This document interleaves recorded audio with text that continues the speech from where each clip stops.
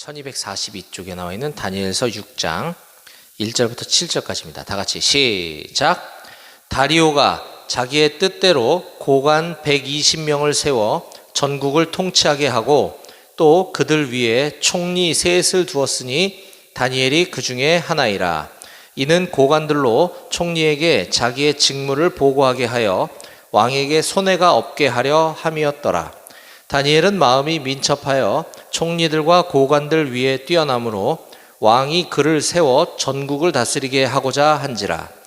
이에 총리들과 고관들이 국사에 대하여 다니엘을 고발할 근거를 찾고자 하였으나 아무 근거, 아무 허물도 찾지 못하였으니 이는 그가 충성되어 아무 그릇됨도 없고 아무 허물도 없음이었더라. 그들이 이르되 이 다니엘은 그 하나님의 율법에서 근거를 찾지 못하면 그를 고발할 수 없으리라 하고, 이에 총리들과 고관들이 모여 왕에게 나아가서 그에게 말하되 다리오 왕이여 만수무강 하옵소서. 나라의 모든 총리와 지사와 총독과 법관과 관원이 의논하고 왕에게 한 법률을 세우며 한 금령을 정하실 것을 구하나이다. 왕이여 그것은 곧 이제부터 30일 동안에 누구든지 왕 외에 어떤 신에게나 사람에게 무엇을 구하면 사자굴에 던져넣기로 한 것이니이다. 아멘. 지난 한 주간 또 여러분들 너무 고생 많으셨고 이렇게 쉬는 날임에도 불구하고 자발적으로 자원해서 예배 나온 여러분들 한 분 한 분을 주님의 이름으로 축복합니다. 우리 주님께서 무엇보다 가장 기뻐하실 거라고 저는 확신합니다. 지금 최근 이제 안보 정세가 많이 불안하고 저쪽 백오대대는 또 지난주에 그 오포병여단 이하의 즉각 대기, 포 발사 대기 상태죠. 포상 대기를 하는 바람에 지난주에 백오대대는 예배를 못 드릴 정도로 지금 안보 상황이 좋지는 않은 것 같아요. 그래서 이 상황 가운데 우리가 취해야 될 자세는 뭐 불안하거나 염려할 것보다는 우리가 하나님께 좀 기도를 많이 해야 될 때다. 이 나라의 안녕과 무엇보다 이제 북한의 김정은이가 뭐 오판하지 않도록 불상사가 발생되지 않도록 위해서 우리가 기도를 좀 많이 해야 될 것 같고, 특히 북한은 김일성 주체 사상이 곧 종교이기 때문에 주체 사상 이외에 다른 신앙을 갖는 것은 불법 행위입니다. 그래서 오늘 다니엘서에 나와 있는 그 배경과 상당히 흡사해요. 지금 북한 상황은.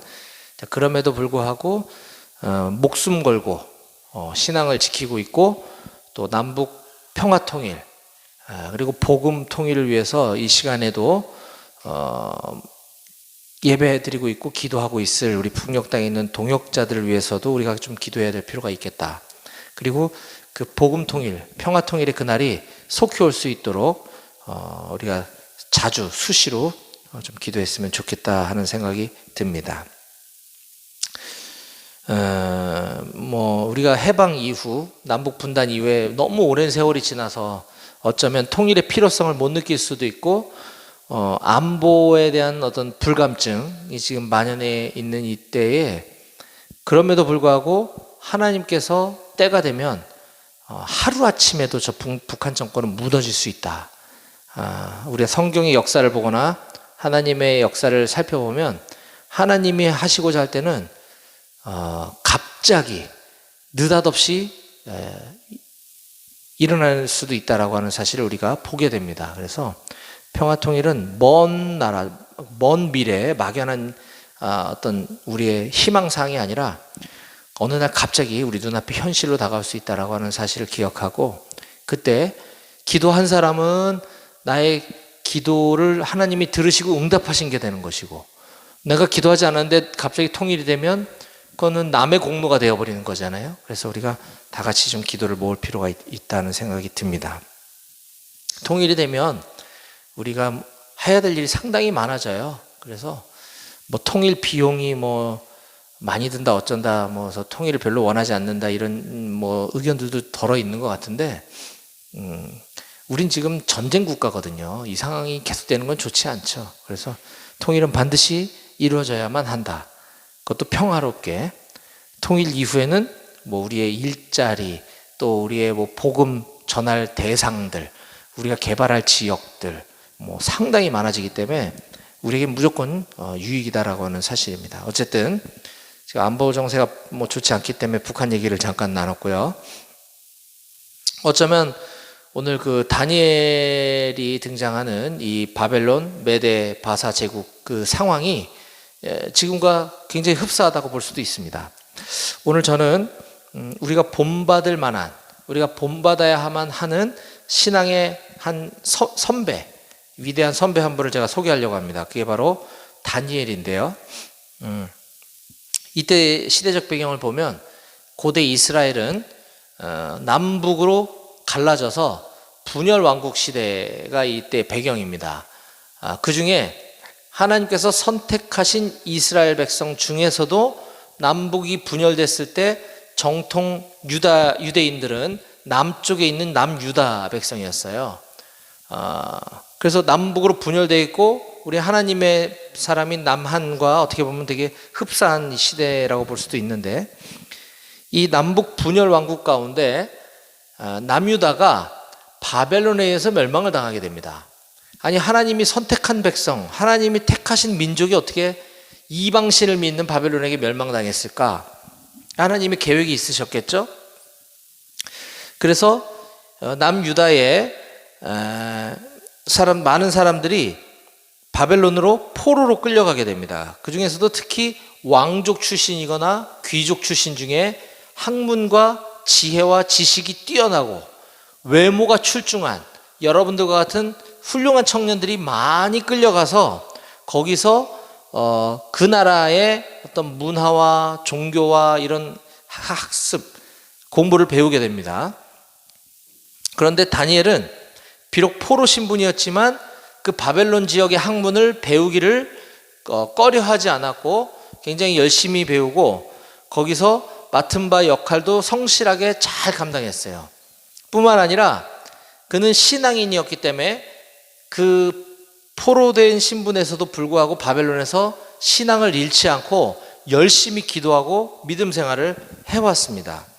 그것 때문에 그가 신앙을 지키지 않았으면 어쩌면 승승장구했을 수도 있는데, 신앙을 유지하다 보니까 바벨론에서 여러 가지 위험한 상황들과 고비들도 많이 겪게 되었지만 끝끝내 결국은 하나님께서 다니엘을 총리까지 세우셔서 그 바벨론 지역에 왕 다음으로 가는 2인자까지 올라가게 되는 아주 놀라운 기적이 발생하게 됩니다.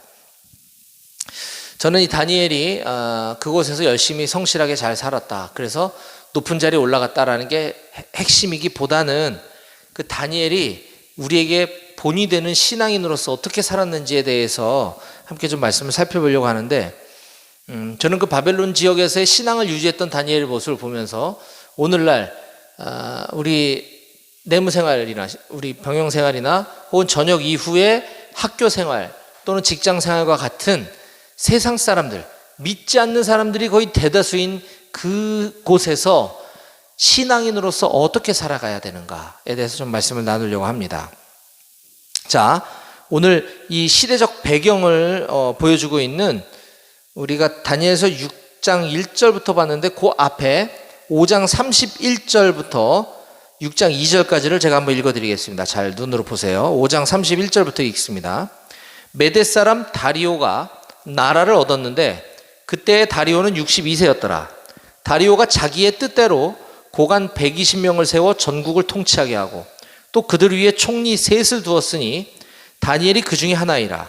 이는 고관들로 총리에게 자기의 직무를 보고하게 하여 왕에게 손해가 없게 하려 함이었더라. 네.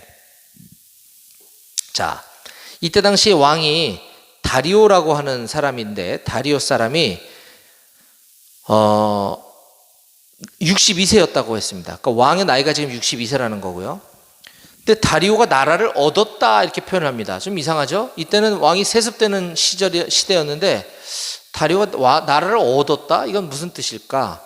그리고 제가 방금 남유다가 포로로 끌려갔었을 때는 바벨론이라고 하는 제국이 유다를 지배해서 포로로 바벨론에 끌려간 것인데, 이 다리오는 메대 사람이다라고 표현을 하고 있습니다.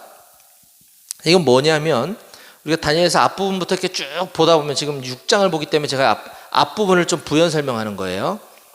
바벨론 제국이 그때 당시 세력을 굉장히 크게 떨치고 많은 나라들을 집어삼키고 있었습니다. 그래서 다니엘이 바벨론이 영원할 것 같았지만 결국은 메대라고 하는 나라에서 다시 바벨론 제국이 멸망을 하게 됩니다. 새로운 왕조, 새로운 제국이 들어선 거죠. 그래서 메대 사람 다리오가 나라를 얻었다, 이렇게 표현을 하고 있는 것입니다. 근데 놀라운 것은 다니엘은 바벨론 시대에 포로로 끌려가서 거기서 잘 성실하게 생활하고 믿음 잘 지키면서 승승장구해서 바벨론 제국 통치하에 총리 자리까지 올라갔는데, 지금 바벨론은 멸망을 했고 메대 제국이 들어섰는데도 또다시 그 다니엘을 총리로 세웠다, 이렇게 얘기를 하고 있습니다. 오늘날도 정권이 바뀌면 이전 정권의 고위 공직자들은 자리를 물러나야 되는 게 어떻게 보면 좀 현실인데, 하물며 제국이 바뀌었다라고 하는 것은 전쟁을 통해서 그 나라를 멸망시키고 나라를 빼앗은 거거든요. 전 정권, 이전 제국주의 하에서 그 나라를 다스렸던 고위 공직자들은 최소 기본 숙청 내지는 감옥행위입니다. 근데 그 바벨론 제국에서 총리를 지냈던 다니엘을 메대 제국이 들어섰는데 또다시 총리에 세웠다? 이거는 흔한 일이 아닌 겁니다. 일반적일 수가 없어요. 왜냐? 메대가 바벨론을 점령하는 데 있어서 큰 공을 세웠던 사람들이 얼마나 많았겠습니까? 그렇지 않아요? 그 사람들 중에 총리도 세우고 장관도 세우고 해야 되는데, 그 전에 있었던 총리를 계속 총리로 세운다는 건 있을 수 없는 일인 거죠. 그런데 다리오가 사람을 볼 줄 알았던 것입니다.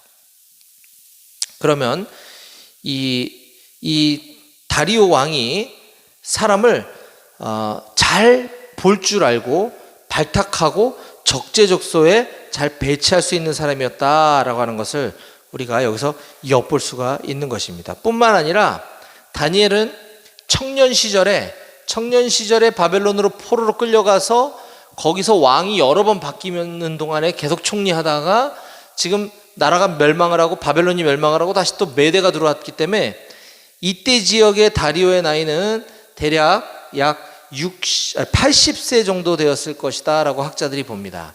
다리오 왕은 62세인 다리오 왕이 총리로 발탁한 다니엘은 80세가 넘었다는 것이죠. 완전 고령의 행정가를 이렇게 총리로 세운 장면을 우선 이 앞부분의 배경을 통해서 우리가 볼 수가 있었습니다.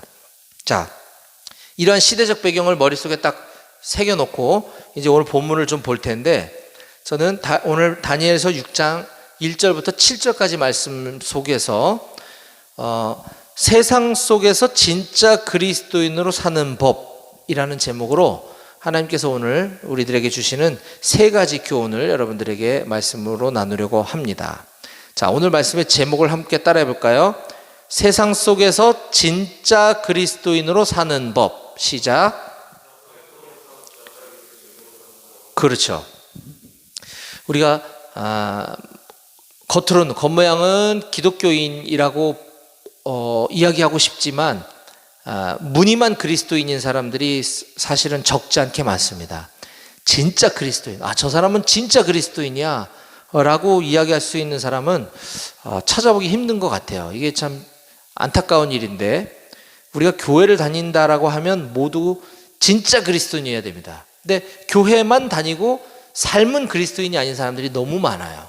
그래서 그것도 세상이라고 하는 이 험한 곳에서 어떻게 하면 진짜 그리스도인으로 살아갈 수 있는가? 자, 첫 번째 함께 따라해 보겠습니다. 세상도 알아보는 영적인 탁월함을 갖춰야 합니다. 시작. 세상도 알아보는 영적인 탁월함을 갖춰야 합니다. 3절 말씀을 함께 보겠습니다. 오늘 본문 3절입니다. 다 같이 시작. 다니엘은 마음이 민첩하여 총리들과 고관들 위에 뛰어남으로 왕이 그를 세워 전국을 다스리게 하고자 한지라.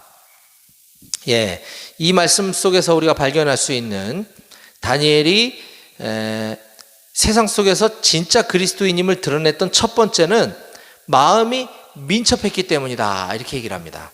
자, 그리고 오늘 6장 3절에서는 보이지 않지만, 우리 한글 번역본에서는 보이지 않지만, 이 영어 성경이나 히브리어 성경에 보면 이 앞에 접속사 에다인이라고 하는 히브리어, 영어로는 then이라고 하는 단어가 있는데요.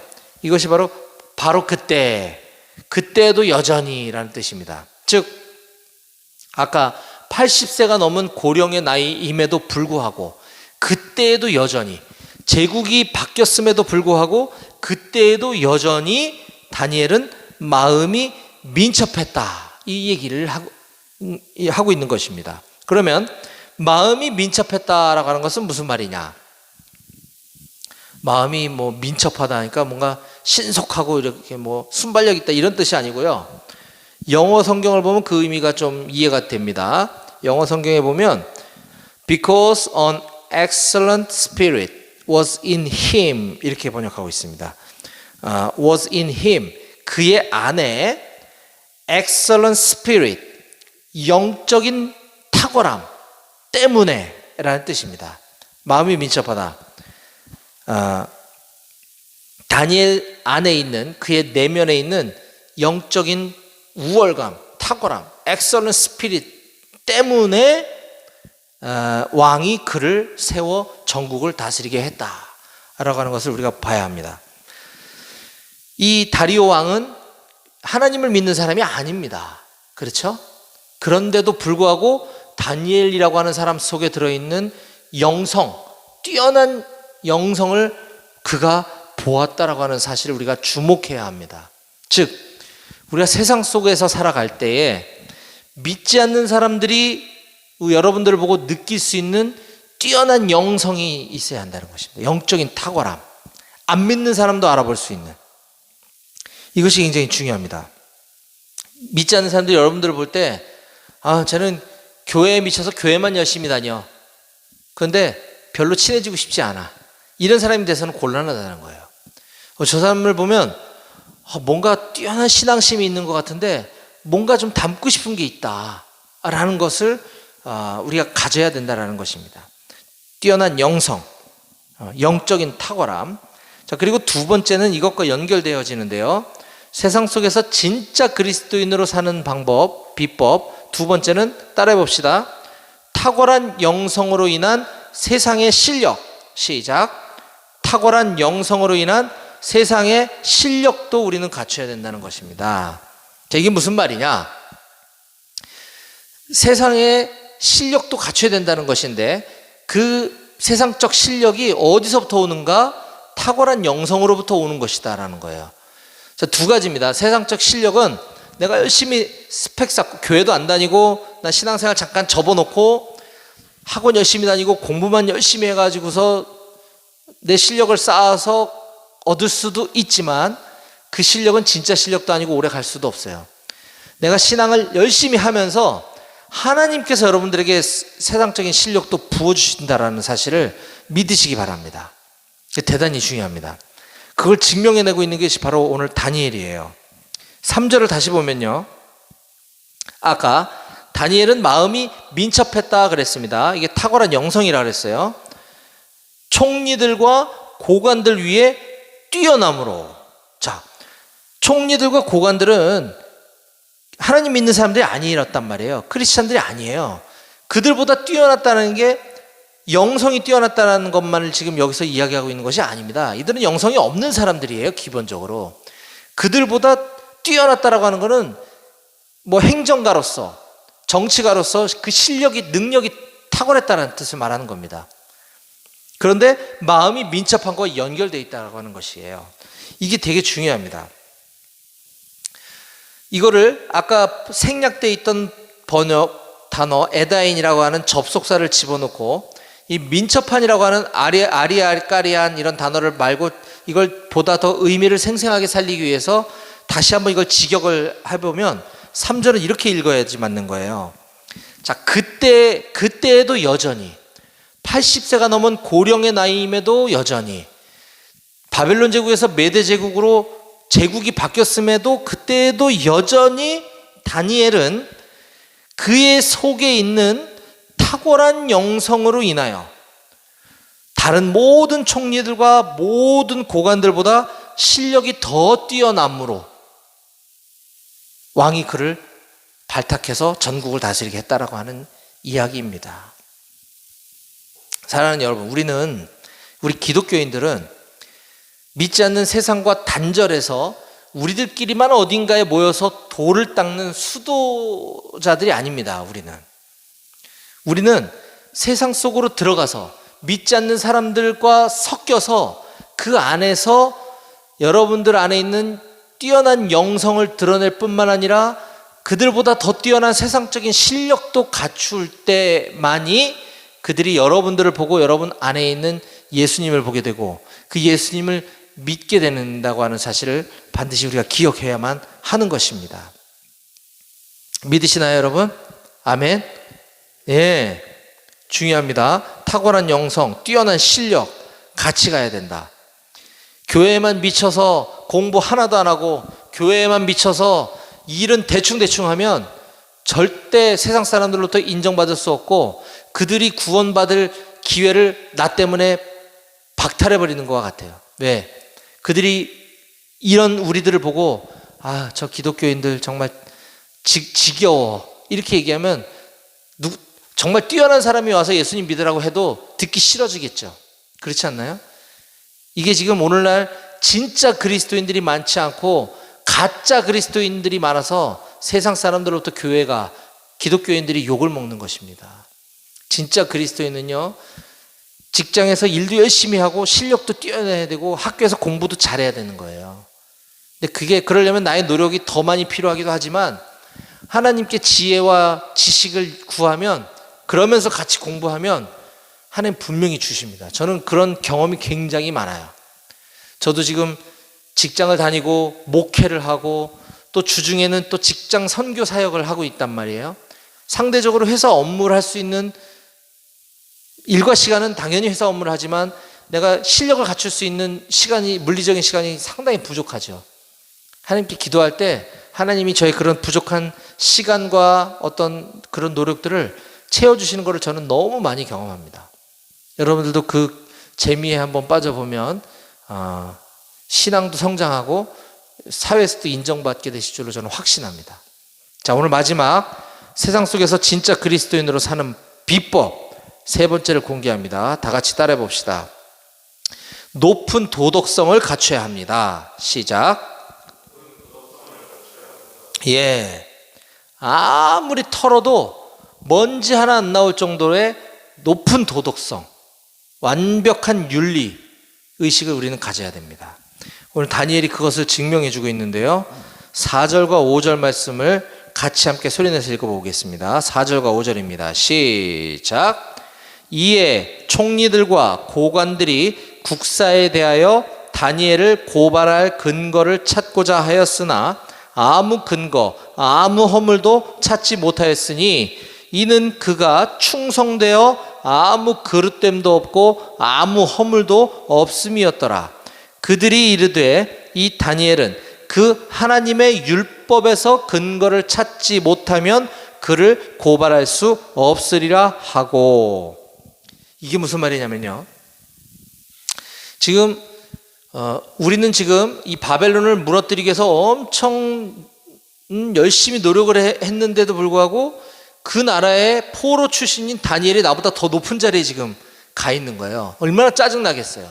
시기와 질투를 한 몸에 받았겠죠. 그래서 다른 총리들과 고관들이 이 다니엘을 고발해서 좀 감옥에 가두고 싶은데 아무런 근거도 아무런 허물도 찾을 수 없었다는 거예요.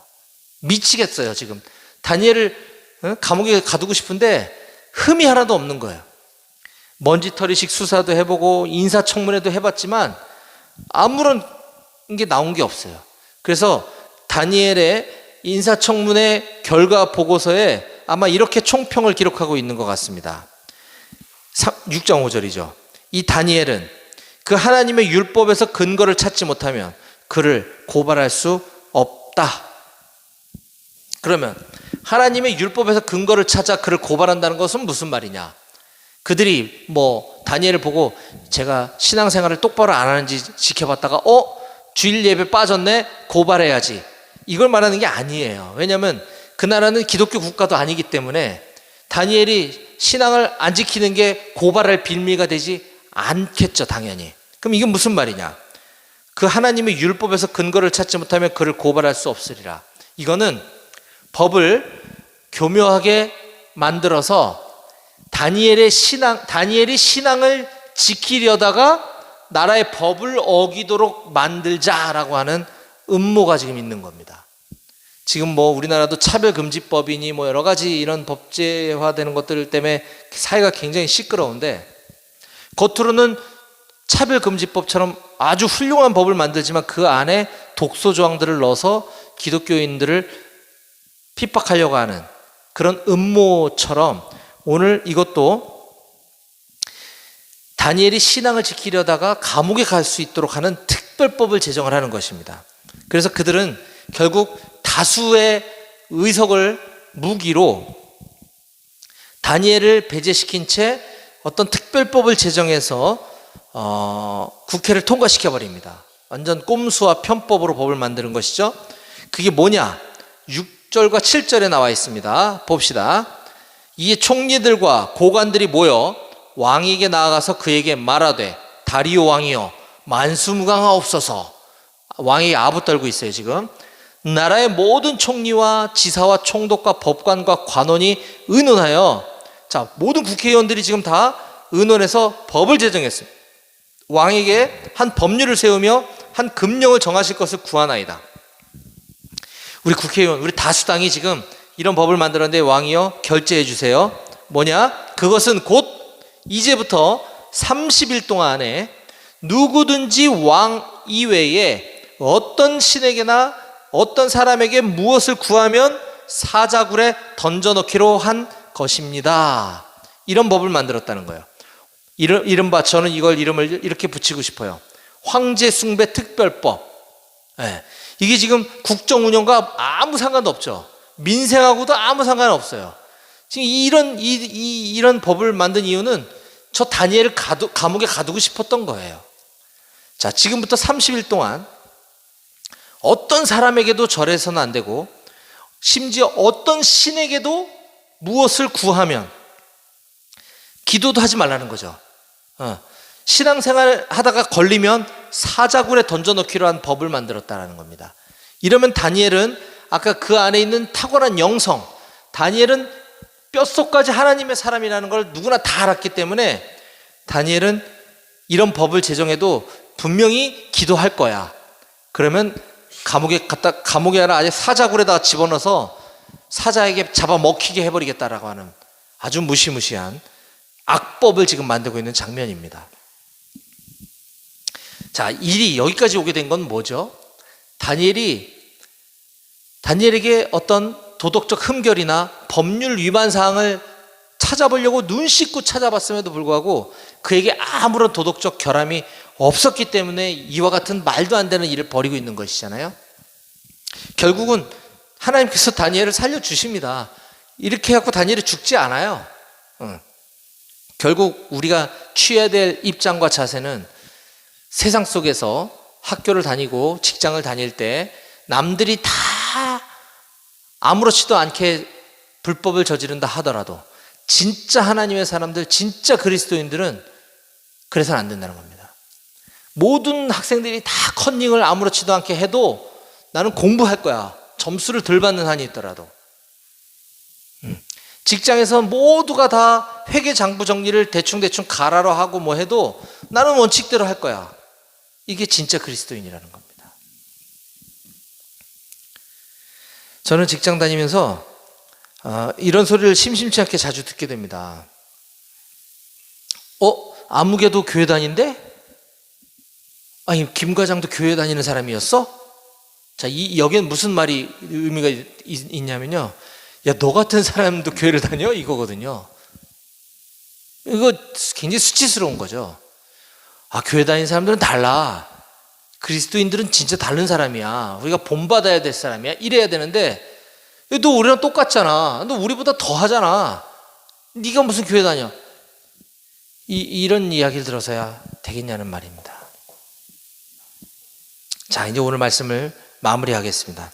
저는 오늘 우리의 믿음의 선배, 훌륭한 뛰어난 믿음의 선배인 다니엘의 삶을 보면서 우리가 이 세상 속에서 그리스도인으로 살아가야 되는 어떤 몇 가지 모습들을 발견할 수 있었습니다. 오늘날 우리가 살아가는 세상과는 비교할 수 없을 정도로 아까처럼 정말 목숨을 걸어야 되는 그런 상황 가운데서도 다니엘은 이 세 가지를 지켰는데, 첫 번째가 바로 믿지 않는 사람들도 알아보는 탁월한 영성이 있었다는 것입니다.